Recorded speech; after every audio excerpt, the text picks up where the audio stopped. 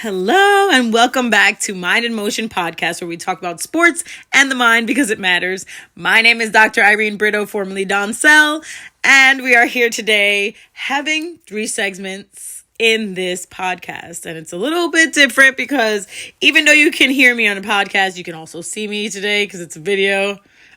Okay, so we are going to first talk about the Pearson correlation in research, okay?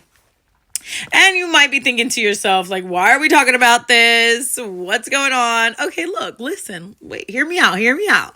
Because sports, psychology and sports psychology, we have to have research in order for us to be able to, have that good sense of like, okay, this was done before. Did it work? Did it not work? How did we test it? All of these good things, right? So let's talk about this stuff. So when we talk about Pearson correlation, right?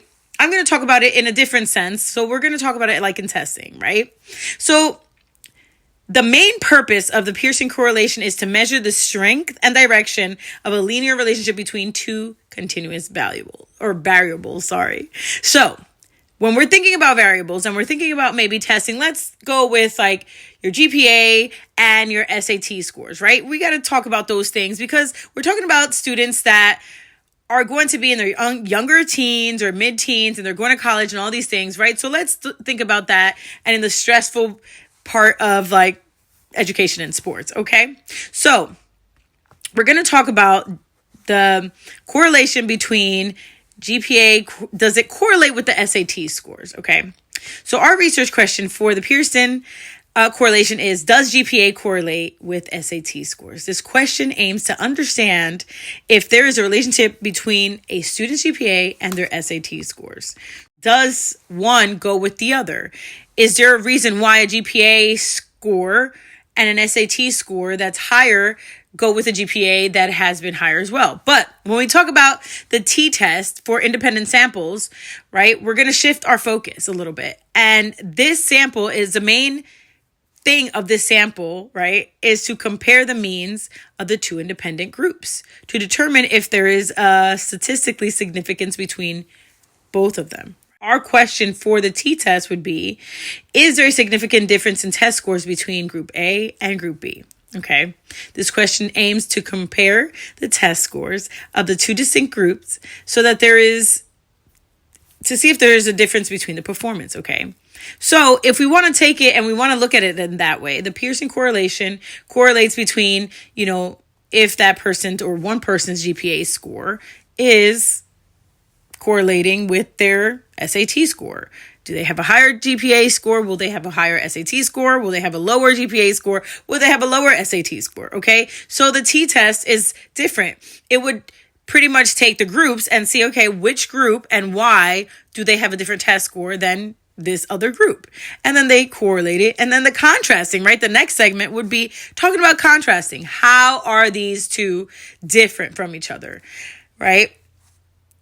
While Pearson correlation examines the relationship between two continuous variables, t-test is for independent samples, okay? It compares the means of two independent groups. So now that you know this, okay, I hope that this helps you out in your research, okay, in sports or wherever you're researching, right? So when we're talking about research, we got to think about those things because we have to look at it in the sports aspect, in the sports realm, right? Okay, so why are we comparing and contrasting these people, these athletes, the things that's happened, what is happening with them, what is happening with school, right? Versus what is happening independently with one athlete. Okay, so in summary, when designing a research study, consider whether you are exploring a relationship between the variables, use correlation, okay? Use that Pearson correlation, right? Sorry about that, guys. We were cut off. So in summary, what I was saying, when designing a research study, consider whether or not you are exploring a relationship between the variables, right? Between different variables like the GPA and the test scores, higher, lower, whatever. And that's Pearson correlation. Now, when comparing two groups, that's when you use the t-test for independent samples, okay?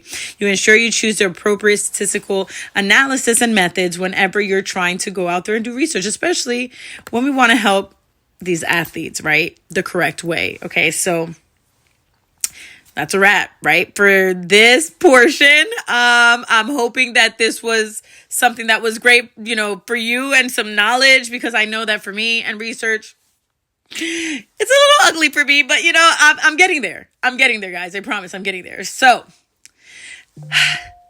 designing a research study using Pearson correlation and t-test for independent samples. Remember, choosing the right statistical analysis method is crucial for obtaining accurate and meaningful results. So, with that said, thank you for watching, and we'll see you again on Mind in Motion podcast. Bye.